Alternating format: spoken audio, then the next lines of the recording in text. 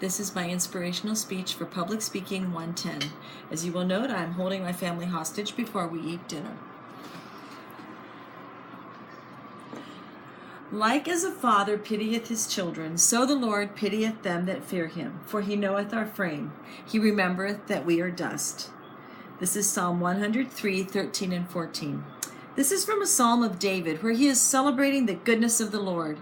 These verses are a vivid reminder that the Lord who created us loves us like a father. Just as a parent senses when their child is weary and full of turmoil, so the Lord sees our pain. He knows us better than we know ourselves, and he understands that we are human, frail, and prone to mistakes. John 8, 1 through 11 has a story where Jesus exemplifies this same love for people during his time on earth. It was morning in the temple, and Jesus was preaching and teaching amidst a big crowd of people.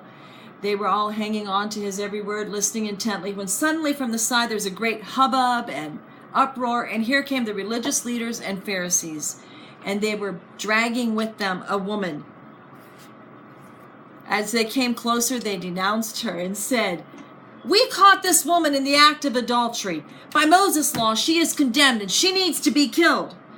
They asked Jesus, "What should we do with her?" And Jesus said nothing. He stooped down. With his finger, he began to write on the dust on the floor of the temple. They kept on saying, "What shall we do with this woman? She sinned. Shall we kill her? What do you say?"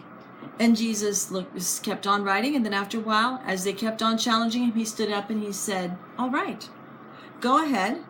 The one who is without sin, let him cast the first stone." Everything fell silent. The leaders fell silent. They looked at each other. Perhaps they were embarrassed. And first the oldest left, and then in order of age they all slipped quietly away, perhaps hoping nobody was noticing them going. And Jesus, after he had been stooping and writing on the floor through this time, then he stood up and he looked around. He looked at the woman. He said, "Where are your accusers? Didn't one of them condemn you?" And the woman replied, "No." Then comes the part that I love, because Jesus told her, "Neither do I condemn you. Go and sin no more." Jesus shows us here the heart of God. God seeks to forgive us and not to condemn.